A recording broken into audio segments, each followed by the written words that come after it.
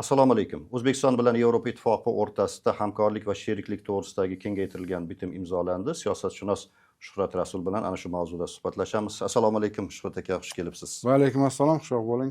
Tarixiy bitim, yangi istiqbollar, yangi ufqlar degan gaplar aytilyapti. Bular endi doimiy takrorlanadigan navbatchi gaplarmi yoki bu safargisi haqiqatan ham tarixiy bo'ldimi va bu bitim o'zi qanday bitim va u qanday ahamiyatga ega? To'g'ri, o'zi protokol so'zlar bor, har qanday o'sha rasmiy uchrashuvlarda shu ishlatilinadigan o'zi bir jimjimador o'zimizni o'zbek tili boy-ku so'zlar bor, lekin bu safargisi da unaqangi bir haligi mazmuni nima deydi, bo'sh emas, mazmuni to'la bu yerda.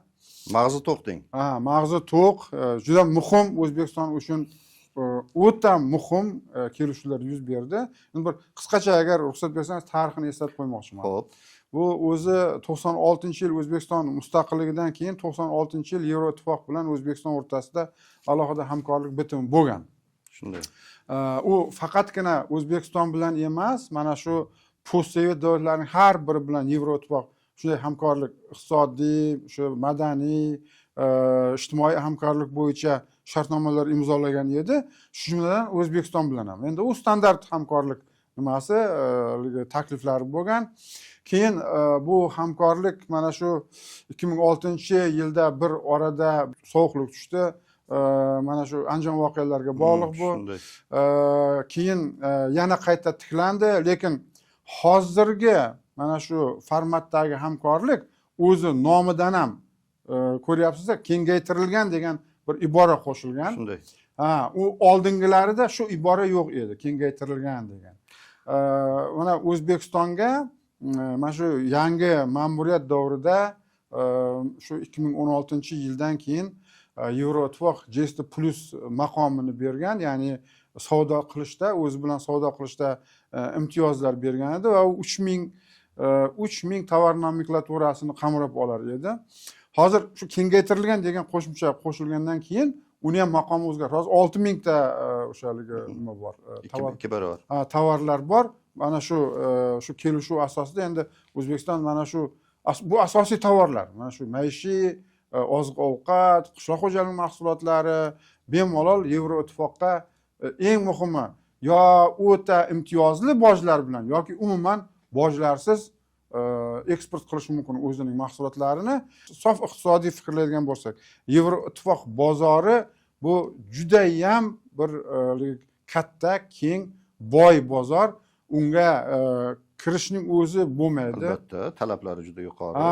O'zbekistonga ham shu talablar qo'yilgan edi. Mana shu ularning o'zlarining kun tartibi bor, повестка dня deymiz-ku. 23 ta shu talablar qo'yilgan edi. Endi u talablarning ichida har xil masalalar bor, texnik masalalar ham, gumanitar ijtimoiy masalalar ham bor, inson haqlari masalalari bor, gender tenglik masalalari, shu sharlar hammasi O'zbekiston bajarib berdi.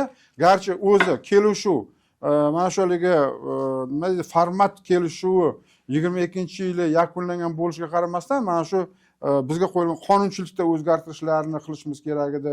Shularning hammasini biz mana bajarib berganimizdan keyin kecha 24-oktyabrda men bu kelishuvni tarixiy kelishuv deb baholayman. Haqiqatan o'zi shu haqda so'ramoqchi edim. Biz bu bitimga kelish uchun juda uzoq masofani bosib o'tdik-da. Mana shu aytilyaptiki, mana shu hujjat loyihasi ustida 10 ta muzokara, 150 dan ortiq uchrashuvlar o'tkazildi deyilyapti. Vaholanki Qozog'iston bilan Qirg'iziston avvalroq buni imzolagan edi. Nima uchun bizda bunchalik cho'zildi? Jami o'zi 9 ta bo'lakdan iborat va 356 ta moddadan iborat. U keng qamrovli. Hamma, butun faqatgina iqtisodiy aloqalar emas.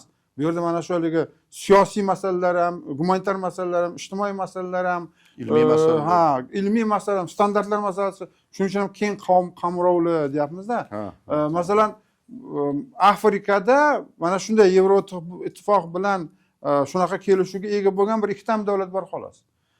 Mana bizda qo'shnilarimiz ham hattoki shu nimani imzolagan, mana to'g'ri ta'kidladingiz, Qozog'iston va Qirg'iziston ham biroz oldin imzolagan edi. Lekin O'zbekistonning kelajakdagi potensiali albatta mana shu agar Qirg'iziston bilan solishtiradigan bo'lsak, bizning iqtisodiy hamkorligimiz, bizning aylanmalarimizning sur'ati ancha salmoqli bo'ladi. eng avvalo biz uchun. Endi mana qozoqlar, qirg'izlar imzolagan, navbatda Tojikiston bilan Turkmanistonni ular ham imzolashi kerak. Xo'p, Shuhrat aka, mana Yevropa Ittifoqining Markaziy Osiyo bo'yicha 2019-yilgi strategiyasida 3 ta asosiy yo'nalishga urg'u berilgan edi. Imkon qadar shuni bir tahlil qilib chiqsak, birinchisi o'sha mana aytganingizdek inson huquqlari bilan bog'liq o'sha fuqarolik jamiyatini shakllantirish. Bu biz uchun endi ancha og'riqli nuqta. Asosiy talablardan biz aytgan shu mana shu talablar. Og'riqliligi sababki endi so'z erkinligi, inson huquqlari, demokratik saylovlarga borib taqaladi-da gap. Biz bu bo'yicha qandaydir majburiyatlarni olganmizmi?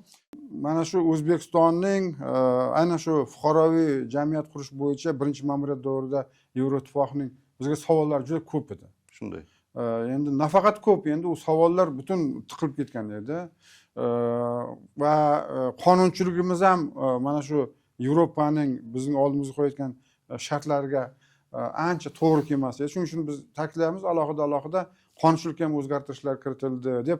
Bu endi mana shu haligi demokratiya bilan bog'liq, mana shu haligi inson haqlari bilan bog'liq, matbuot erkinligi bilan bog'liq, mana shu haligi jamoalarning o'sha haligi inkluzivligi bilan bog'liq ko'p masalalar bor edi. Mana shu masalalar hammasini O'zbekiston to'g'ri, bugun O'zbekiston mana shu reytinglarda aynan mana shu haligi fuqaroviy jamiyat nimasida vektoridagi ko'p reytinglarda hali orqada, lekin biz Yevroittifoq talab qilgan o'sha hamma bizga qo'ygan majburiyatlar hammasini qonunchilikka kiritib bajarish va uni mana shu bajarish kafolatini berdik. Va mana shu kafolatlar berilgandan keyin mana shu shartnoma. Demak, asosiy shartlar, asosiy yo'nalishlardan biri. Endi biroz mavzudan chalg'ish bo'lsa ham bir eslab o'taylik. Men bir necha yil oldin o'sha siyosiy kanallarda ishlaganimda, o'sha birinchi ma'muriyat davrida yodingizda bo'lsa, chet eldan mutaxassislar kelardi. Bir anjumanlar, xalqaro anjumanlar o'tkazilardi yoki saylovlar arafasida xorijlik kuzatuvchilar kelardi.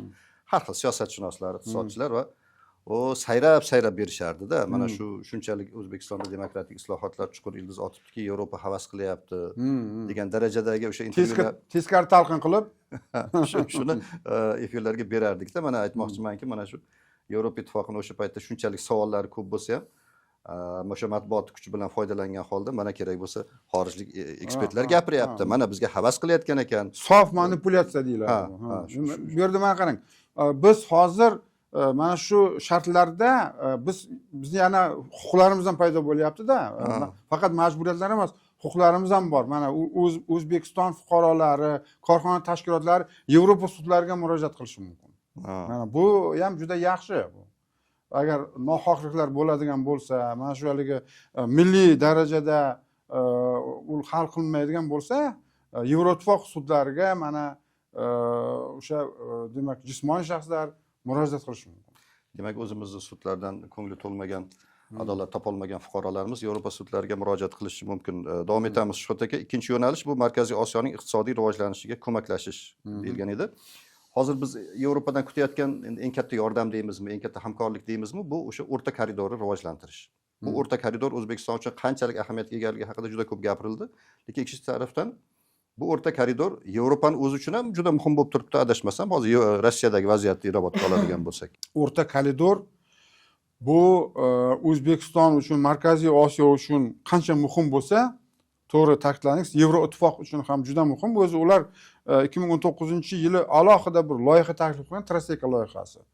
Boshqacha aytganda, mana shu butun Yevroittifoq O'rta Osiyoni, Markaziy Osiyoni mana shu haligi Kavkaz orqali mana bu haligi bizda shimoldagi kommunikatsiyalarimiz bor-ku, shu yerga alternativa qilib yangi bir yo'llar ochish bo'yicha bunga mablag'lar ham ajratilgan edi. O'zi shu Traseka loyihasi bilan mana Xitoy taklif qilayotgan mana shu loyiha bir-birini to'ldiradi. Hozir mana shu yangi loyiha bor. Bu loyiha uchun alohida yana mana Yevroittifoq mablag'lar ham ajratib qo'ydi. 12 milliard dollar mablag' O'sha kechagi bitimda ham bu narsa aks etdi. Aks etdi. Bu o'sha yerda endi shu paytgacha qayoqqa yo'naltiriladi degan edi. Kecha shuni расшифровкасы ham chiqdi. Mana shunchasi u yoqqa, bunchasi bu yoqqa, mana bu infrastrukturalar uchun mana shuncha degan, mana shu endi konkretlashtirilyapti va umuman O'zbekiston agar mana shu Global Gateway, keyin bu Yevropaning kun tartibi va Yevropaning taklifi, keyin Xitoyniki mana shu bir kamar bir yo'l nimasi, shu loyihalarni to'liq Markaziy Osiyo, O'zbekiston amalga oshiradigan bo'lsa, O'zbekistonning haligi kommunikatsiya qarg'ishi, O'zbekiston shu tupikda edi. Har doim aytardik-ku, biz tupikdamiz. Kommunikatsiya bo'yicha biz bitta davlatga qaram bo'lib qolganmiz deb. O'zbekiston birdan chorrahaga aylanib qoladi. Yevroosiyo, nafaqat Yevroosiyo, Yevroosiyo plus u yerda Afrikaga ham yo'l bor, Afrika mana shu katta bir haligi kontinentdagi katta chorrahalardan biriga aylanadi va bu O'zbekistonning eng avvalo iqtisodiy va shu bilan birga geosiyosiy mavqeini ham oshirib beradi. Mana hozirgi mana shu kelishuvlar va mana shu Global Gateway va Yevroittifoq bilan kelishuvlarning oxir oqibat manzili bizni ham iqtisodiy, ham siyosiy dunyodagi prestijimizni demak oshirishga xizmat qiladigan bo'lyapti. Uchinchi yo'nalish deyilganida o'sha Yevropa Ittifoqi tarafidan Markaziy Osiyo mintaqasining integratsiya jarayoniga ko'maklashish. Bunda biz shotaka Yevropa Ittifoqini bizga nisbatan siyosati, Markaziy Osiyoga nisbatan siyosati Xitoyning siyosatidan farq qiladi deb ayta olamizmi? Ya'ni Xitoy Markaziy Osiyo mamlakatlarining har biri bilan alohida hamkorlikdan manfaatdor bo'lsa, Yevropa bizni yagona kuch, yagona bozor sifatida ko'rishni xohlaydi. Shu fikr to'g'rimi? Ya'ni biz Yevropa Ittifoqini bizga nisbatan munosabatda Xitoynikidan qanchalik farqlanadi? Ularning bizga nisbatan munosabatida ularning talqini bo'yicha farqlar bor. Mana masalan Yevroittifoq Markaziy Osiyoni mumkin qadar yuqori darajada integratsiyasini tarafdori. Yuqori darajada. Mana ularga qolsa, bizlar hammamiz shu Qozog'iston, O'zbekiston, Qirg'iziston, Tojikiston, Turkmaniston hammamiz shu ularga o'xshab haligi shunaqangi integratsiyaning eng oliy darajasigacha chiqsak, boshqacha aytsak bu yagona bir pul birligi. Ular nafaqat shu 5 ta, Afg'onistonni ham qo'shib hisoblaydi kerak bo'lsa. Mana shunday katta bir Markaziy Osiyoda kuchli, katta, qudratli integratsion bir birlashmani paydo bo'lish tarafdori va bu yerda o'zi geosiyosiy motivlari ham bor. Yevroittifoq mana shu Xitoy va Rossiyaning ta'siriga tarozining bu tomonda turadigan shularga teng qudratning paydo bo'lish tarafdori va bu ma'noda endi Markaziy Osiyo davlatlari bundan foydalanish kerak. Qarang, bu to'g'ridan to'g'ri o'sha Rossiyani va Xitoyning manfaatlariga tegadigan narsalar. O'zi sodda qilib aytganda, Shuhrataka haligi shoxiga ursang tuyog'i zirqiraydigan dunyoda yashayapmiz-da, hech narsa izsiz ketmaydi. Ayniqsa o'sha Markaziy Osiyoni o'zini tomorqasi sifatida ko'rish istaydigan Rossiya, O'zbekiston bu g'arb bilan yaqinlashuviga va bu jarayonlarga, siz aytgan jarayonlarga juda befarq qarab turmasa kerak. Nima dedingiz? Kim qanday qaraydi? Eng avvalo mana shu Markaziy Osiyoning o'zining shu siyosiy liderlari, davlat rahbarlarining agar irodasi bo'ladigan bo'lsa,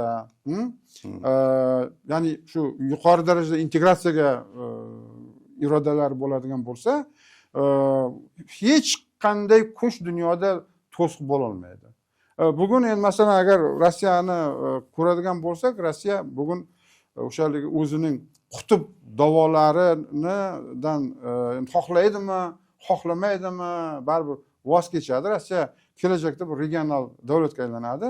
O'shaligi regional davlatga xos bo'lgan ambitsiyalar egasi bo'lish kerak. Hozirgi haligi qutb davosi bu sarob bo'lib chiqdi. Boshqacha aytganda u qutb davosini uddalay olmadi. Xitoyning endi siyosatshunoslar o'rtasida bu juda bahsli, diskussiyali masala. Endi ayrimlar Xitoy hali o'zining kartalarini to'liq ochgani yo'q deydi, lekin bugungi kunda Xitoyning kalomi bu eng avvalo iqtisodiy hamkorlik. Eng avvalo qo'shnilari bilan mana shu manfaatli iqtisodiy hamkorlik. Xitoyning o'zining iqtisodiy kun tartibi bor Markaziy Osiyo bo'yicha. Xitoy uchun birinchi nomerli eng muhim narsa bu Markaziy Osiyoning kommunikatsiya sifatidagi roli va albatta foydali qazilmalari.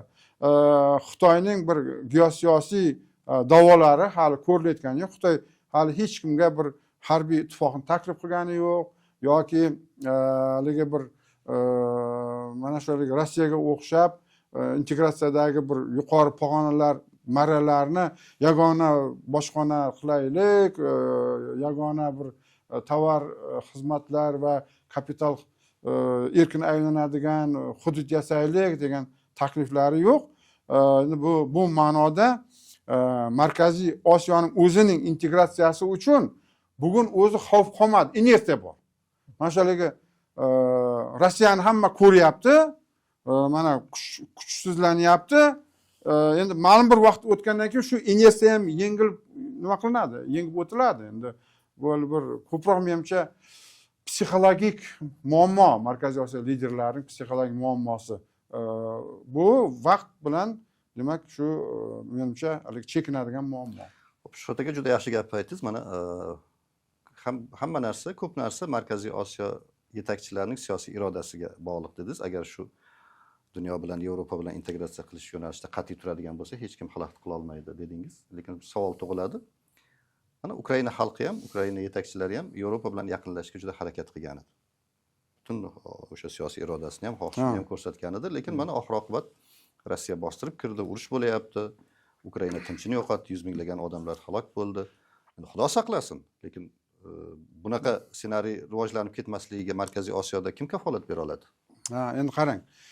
Avvalo hozirgi kelishuvlarning darajasi Yevroittifoq bilan Ukraina o'rtasidagi kelishuv darajasidan ozgina farqi bor. Ukrainaga Yevroittifoq assotsiirованный член deydi. Endi bu assotsiirованный degani assotsialashgan demak a'zo. Bu yerda esa partnyorlik. Mana so'z iboralarga e'tibor beraylik-da, O'zbekiston Yevroittifoqqa assotsialashgan a'zo bo'layotgani yo'q, bu partnyor davlatga aylanyapti, lekin kengaytirilgan va shu nima kelishuvlarda strategik degan so'zlar bor. Bu ancha yaqin shu nimalarga. Mana agar O'zbekiston assotsialashgan a'zo bo'ladigan bo'lsa, O'zbekiston fuqarolariga Schengen vizasi berilishi kerak edi. Asosiy bir nimalardan shartlaridan biri mana Ukraina fuqarolari shu Schengen vizasiga da'vogar edi. O'shaligi mashhur 2014-yilgi maydan qanday paydo bo'ldi? O'sha maydan paydo bo'lishining sababi oktyabr oyida Yanukovich Yevropa ittifoq bilan assotsialashgan a'zolikdan voz kechganligi uchun Kiyev xalqi, umuman Ukraina xalqi keyin ko'chaga chiqdi. Talab qilib, mashhur o'sha shior Ukraina C Yevropa. C degani eta degani. Bu degani. Ukraina bu Yevropa. Mana shu Ukraina C Yevropa bilan maydon boshlanib ketdi va u yerda mana shu vaziyat shunday ediki, u assotsialashgan a'zodan keyin haqiqiy a'zo bo'ladi. Balki kandidat deganda-da. Yevroittifoqqa haqiqiy a'zolik masalasi ko'tarilishi mumkin. Ma'lum bir vaqtda to'g'ri assotsialashgan bo'lib 10 yillar ham assotsialashgan a'zo bo'lib yurishi mumkin. Lekin keyin qabul qilinadi. O'zi keyingi etap bu to'liq integratsiya masalasi. Yevroittifoq Markaziy Osiyoni o'ziga haligi a'zo qilib qo'shib olish tarafdorlik loyihasi ham yo'q o'zi. Shuning uchun ham mana siz aytgan xavf shuni o'zi bilan bartaraf bo'lyapti. Biz hamkorlik, iqtisodiy hamkorlik mana hozir sanab o'tgan yo'nalishlar bo'yicha va ular qachon bozorimizga kiring, mana bozorimizdan foydalaning, lekin shu talablarni bajarib bering. Mana shu talablarni bajarib berish bo'yicha biz bo'ynimizga majburiyatlarni oldik. Qozog'iston ham oldi, Qirg'iziston ham oldi. Endi mana Tojikiston va Turkmaniston ularga sal cho'zilib ketishi mumkin. Meni shaxsiy fikrlarim, Chunki u yerdagi Yevroittifoqning ayrim talablarini u yerda bilmadim endi qabul qila oladimi, yo'qmi? Gap elita haqida, xalqi ham emas. Elitaning o'zi shuni qabul qila oladimi, yo'qmi? Shunaqa muammolar bor. Bugungi Rossiya mana sizlar Yevroittifoq hamkorlik qilyapsizlar deb, masalan, Qozog'istonga yoki O'zbekistonga bir qandaydir zug'um qilishi, endi agar mana bu voqealar oxirgi 3 yillik voqealar bo'lmaganda balkim bir o'ylab ko'rish mumkin edi, lekin ularning hozirgi ahvoli, hozirgi vaziyat va urush tugagandan keyingi vaziyat shundayki, Rossiya eng avvalo o'zining uyida tartib o'rnatish kerak. Demak, sodda qilib aytganda, sodda qilib aytganda, Rossiyadan qo'rqmasak ham bo'ladi. Yo'q, endi Yoki Rossiyadan qo'rqmasligimiz kerak. Qaysi biri to'g'ri? Matbuotida ozgina gaplar chiqib turadi. Mana bular ketib qoldi. Haddan oshib ketdi. Haddan oshib ketdi. Mana Yevropaga intilyapti. Mana unday bo'ldimi, bunday bo'ldi deb men kecha monitor qildim. Bitta saytida yozib qo'yibdi. Mana shunaqa bo'lyapti. Mana Markaziy Osiyo ketdi, qo'ldan ketdi, u bu deb yozib qo'yibdi. Lekin bu o'shaligi saytdagi baqir-chaqirdan men juda shubham bor, tashqariga chiqish. Nariga o'tmaydi. Tashqariga chiqish. Shot aka, mana bir eslab o'tdingiz. Umuman O'zbekiston mustaqillikka erishgandan keyin Yevropa bilan, G'arb bilan munosabatlar hech bir tekisda rivojlanmadi-da, aloqalar. Bir yaxshilanib ketdi, bir yana o'sha inson huquqlari masalasi bilan susayib ketdi. O'sha Andijon voqealari juda jiddiy ta'sir ko'rsatdi. Bir tekis ravon rivojlanganini deb ayta olmaymiz-da. Mana endi iloyim, mana shu kengaytirilgan sheriklik to'g'risidagi bitim imzolandi, lekin biz mana siz siyosatshunos sifatida bir prognoz bera olasizmi? Ya'ni endi bundan keyin Yevropa bilan Markaziy Osiyoni, xususan O'zbekistonning munosabatlari mana shundan bundan buyog'iga tekis ravon rivojlanadi, hech qanday bir o'zgarishlar, bir silkinishlar bo'lmaydi. Biz endi qat'iy shu yo'lni tanladik deb prognoz berish mumkinmi? Biz tomonimizda mana shu ishni amalga oshirish uchun juda qattiq kurashildi. Chunki bu haligi aytku shartlarni bajarish bo'yicha bu davlat rahbarining irodasi kerak edi. Keyin O'zbekiston demak mana uzoq yil shuni orzu qildi, intildi va erishdi. Va endi o'ylaymanki, buni biz qadriga yetamiz. Biz umuman tashqi siyosat yuritishda men har doim aytib kelar edim, ochiq eshiklar siyosati qilishimiz kerak deb. Mana shu ochiq eshiklar siyosati oxirgi shu 4-5 yil ichida bir qaytmas bir jarayonga aylandi, va bundan eng avvalo birinchi navbatda bizni O'zbekiston davlatimiz, fuqarolarimiz, xalqimizga foyda. Mana shu oxirgi bir 50 yillik tarixni ko'radigan bo'lsak, dunyoda qaysi davlatlar bir o'zini haligi kosasi oqargan bo'lsa, iqtisodiy yuksalgan bo'lsa, boshqacha aytganda bir sal boyib qolgan bo'lsa, faqat shu siyosat orqali. Ochiq eshiklar siyosati mana kecha matbuotda tarqaldi. O'zi Birlashgan Millatlar Tashkilotida jami 209 ta davlat bor. 206 tasi bilan hozir biz aloqa qilayotgan ekanmiz. Ko'rdingizmi? Boshqacha aytganda, biz mana shu haligi planetar masshtabda mana shu haligi to'liq formatda hamma bilan muloqot qilayotgan shu ochiqlik siyosatini eng avvalo mana shu hamkorlik, iqtisodiy hamkorlik siyosatini qilayotgan davlatlardan biriga aylandik. Mana masalan hattoki endi kamsitish emas, mana bir yonimizda bir qo'shnimiz bor. Biz ham o'zi bir 10 yil oldin xuddi shu qo'shniga o'xshagan davlat edik. Turkmanistonni oladigan bo'lsak, shu. Lekin bugun vaziyat tamoman o'zgardi. Biz mana shu o'zimizning niyatimiz edi, niyatimizga yetdik. Biz bu ma'noda, demak, o'sha yo'limiz shu, bundan qaytmaymiz. Davlatning shu tanlovi shunday bo'lyapti va keyin biz shuni qadriga yetishimizga men ko'zim yetyapti va biz juda ehtiyotkormiz. Biz ehtiyotkorligimiz haqida ham ko'p gapirsa bo'ladi. Ayrim hollarda ehtiyotkorlik kerakdan ham ortiq bo'lib ketyapti. Lekin ehtiyotkorlik bu yerda aynan mana shu aloqani buzib qo'ymaslik ma'nosida juda to'g'ri. Endi kelajakda ehtiyotkorlik qilish kerak. Yevropa bilan biz mana shu hozirgi erishgan kelishuvlarning qadriga yetishimiz kerak. Bu ertaga iqtisodiy samarasini ko'rsatadi. Mana qarang, hozir yaqin 2-3 yil ichida o'tgan yili Yevroittifoq bilan bizni savdo aylanmamiz 6 milliard 400 million bo'lgan. Mana Rossiya bilan demak 11 milliard atrofida bo'lgani. Endi Yevroittifoqning salmog'i oshib boshlaydi. Savdo aylanmasida. Ulardan ham bizga investitsiyalar kirishi ko'payadi. Bizga ularning investitsiyalari kerak. Biz faqat bitta davlatga, mana Xitoyga borib qolmasligimiz kerak investitsiya ma'nosida. Yevroittifoq davlatlari salohiyatli, texnologik davlatlar, ilg'or rivojlangan davlatlar, ularda pul ko'p. Mana shu pullarni jalb qilishimiz kerak. Qancha bizni bozorda biz ko'proq shu tashqi o'yinchilar ichida konkurensiya yasay olsak, shuncha bizning manfaatimizga xizmat qiladi. Shuhrat aka, studiyaga kelib savollarimizga javob berganingiz uchun minnatdorlik bildiraman. Xush kelibsiz, aziz muxlislar. O'zbekiston bilan Yevropa Ittifoqi o'rtasida imzolangan bitim bizga Yevropa bozorlarini ochishi, aytib o'tilgandek, Yevropa investitsiyalarini O'zbekistonga kirishi uchun shart-sharoitlarni yengillashtirishi, tadbirkorlar, talabalar uchun yangi imkoniyatlar eshiklarini ochishi kutilmoqda. Albatta, bularni bajarish oson kechmaydi, chunki atrofda boshqa kuchlar ham bor. Demak, bu mavzu doimiy diqqat markazimizda bo'ladi. E'tiboringiz uchun rahmat. Salomat bo'ling.